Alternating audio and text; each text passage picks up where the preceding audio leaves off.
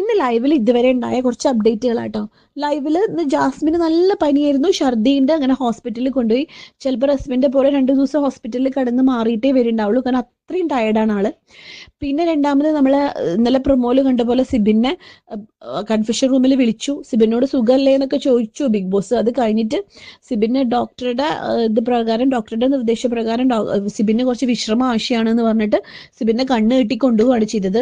സിബിൻ പുറത്തൊന്നും പോയി എന്നൊന്നും പറയണില്ല. സിബിനെ കുറച്ച് ദിവസം പുറത്തേക്ക് കൊണ്ടുപോകാണെന്ന് മാത്രമേ ബിഗ് ബോസ് പറഞ്ഞിട്ടുള്ളൂ.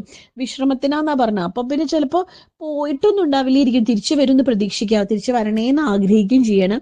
പിന്നെ അത് കഴിഞ്ഞിട്ട് പിന്നെ ഉണ്ടായത് എന്താന്ന് വെച്ചാൽ ഒരു ടാസ്ക് ആയിരുന്നു കേട്ടോ, നല്ല ഫൺ ടാസ്ക് ആയിരുന്നു.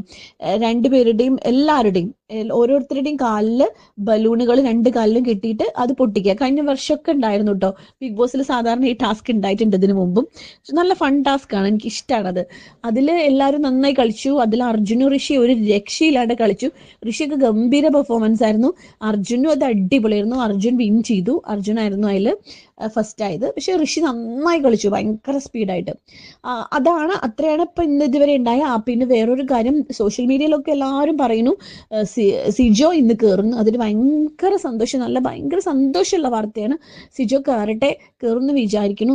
അപ്പോൾ ഇന്ന് കയറിയാൽ നാളെ കാണിക്കുന്നുണ്ടാവുള്ളൂ, ലൈവിൽ കാണിക്കുള്ളൂ. പിന്നെ ചിലപ്പോൾ ഇന്ന് രാത്രി പ്രൊമോയിൽ കാണാൻ പറ്റുന്നുണ്ടാവും സിജോ ഒന്ന് കയറുകയാണെങ്കിൽ. കയറിയിട്ടുണ്ടാവണേന്ന് ആഗ്രഹിക്കുക. അത് നടക്കട്ടെ. എല്ലാ നല്ല നല്ല ഗെയിമേഴ്സും പോയി, സിബിനും സിജോയൊക്കെ തിരിച്ചു വരട്ടെ എന്ന് ആഗ്രഹിക്കുകയാണ്. എന്തായാലും നമുക്ക് നോക്കാം.